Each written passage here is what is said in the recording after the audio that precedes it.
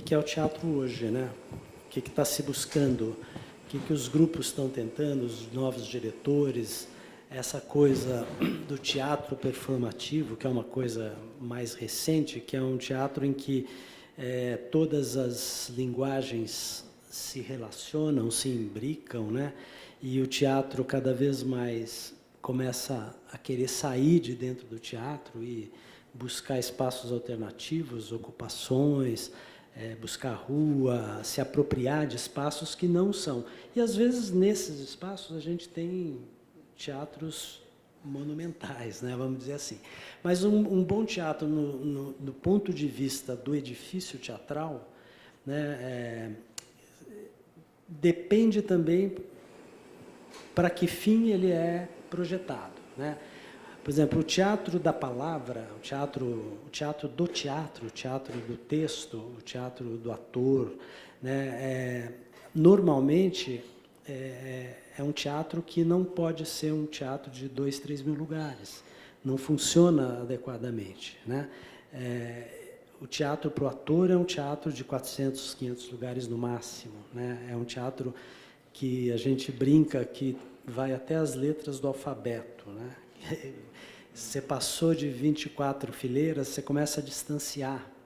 E aí, se o teatro começa a se distanciar muito, você começa a ter que usar de artifícios de amplificação do som, você começa a distanciar a cena, né, do público.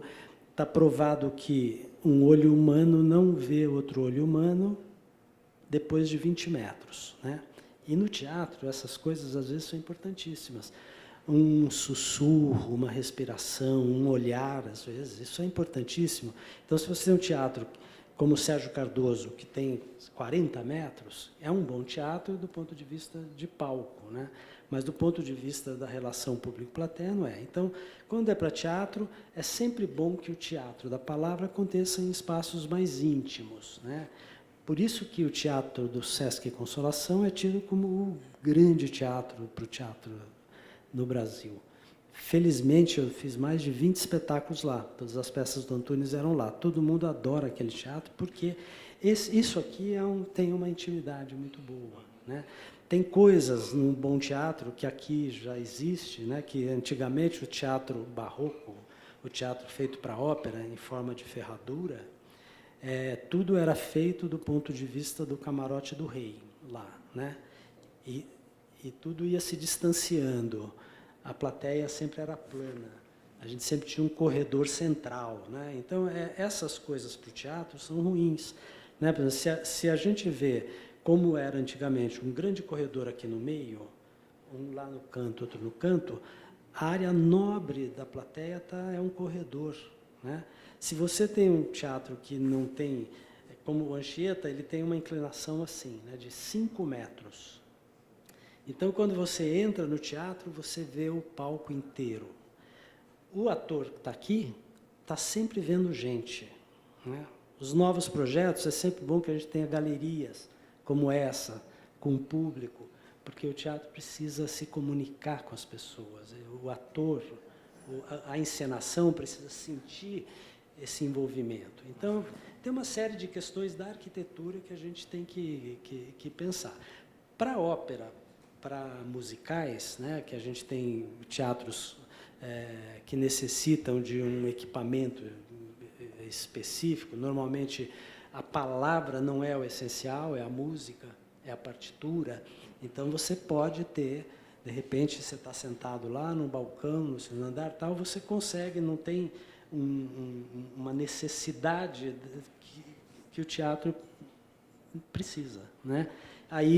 Mas normalmente os teatros, os bons teatros de ópera, por exemplo, lá fora, você olha a área de palco é maior que a área de plateia, sempre. Você tem um palco de 20 metros de boca, 20 metros de profundidade. Você tem mais 20 por 20 de coxia do lado, 20 por 20 de coxia do outro lado, 20 por 20 atrás, e tudo isso se repete a 10 metros de profundidade. Cada piso desse é um carro e é um elevador. Então, você monta 5 cenários do Fidélio, de uma ópera, fecha a cortina, desce, tira o cenário inteiro, entra outro, levanta, em 2 minutos abre a cortina, você mudou tudo. A gente não tem esse tipo de equipamento. Então, tem que pensar muito nas questões da acústica. Hoje, a acústica, você faz tudo pelo computador, então é tudo... Mas a gente precisava sempre de arquitetos especializados que fizessem o cálculo da sala, de reverberação, de reflexão e tudo. Hoje, o computador ajuda muito, você sabe que som chega em cada poltrona, através do computador. Então, é mais simples, né? E, principalmente, a parte de palco, que é essa parte de cenotecnia. Um teatro para musical, por exemplo, ele precisa ter, no mínimo, 16, 18 metros de profundidade, 16 de boca, uma boca de cena, uma altura pelo menos de 8 metros. Precisa, acima, você ter pelo menos 1,5 vezes esses 8 metros. Isso é uma série de regras assim que para você fazer um bom teatro, camarim, as circulações, né? Coisas que muitos arquitetos não se atentam para isso. Niemeyer, um grandíssimo arquiteto, ele não se preocupa com nada disso. Os teatros que ele fez, do ponto de vista do técnico, da atuação, das questões de palco, são péssimos, né? Não funciona. Tapeçaria no memorial, pois né? Não, linda a tapeçaria, que bom que tenha, mas você tem que pensar no palco, você tem que pensar nas condições, né?